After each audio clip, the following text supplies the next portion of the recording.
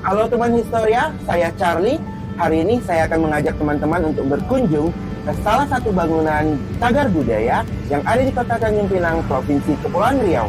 Bangunan bersejarah ini tidak hanya sekedar sekolah.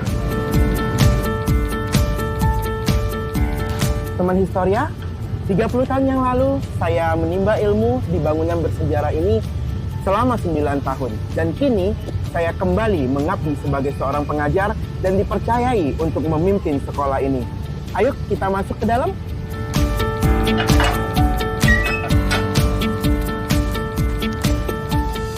Inilah SD Swasta Bintan, bangunan yang berdiri hampir 1 abad, yang telah menjadi saksi sejarah di mana generasi demi generasi tumbuh dan berkembang.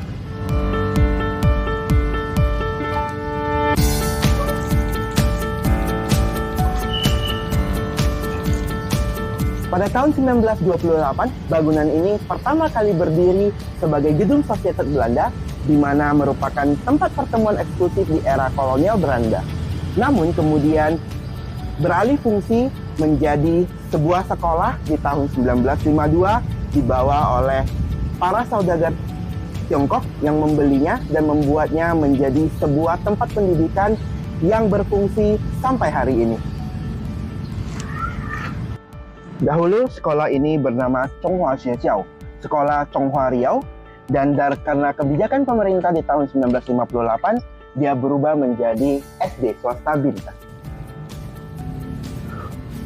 Perubahan tersebut bukan hanya sekedar nama, namun menjadikan SD Swasta Bintan sebuah sekolah yang menerima berbagai kalangan dari berbagai etnis yang ada di Kota Tanjung Pinang.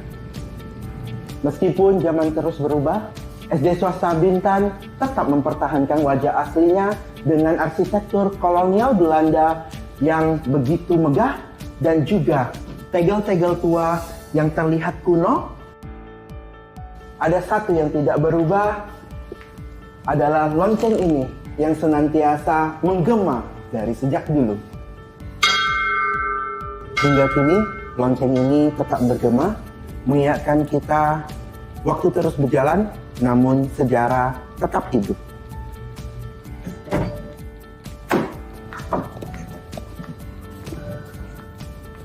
Nah, teman-teman Historia, pasti penasaran kan dengan bangunan di lantai 2-nya?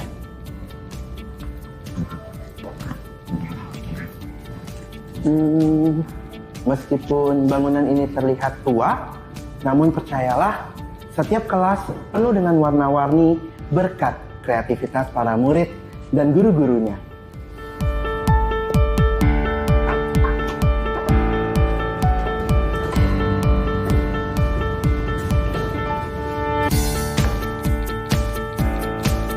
Beginilah suasana ruang kelas setiap harinya di SD Swasta Bintan. Warna-warni bukan? Walaupun terlihat klasik, tapi tetap asik.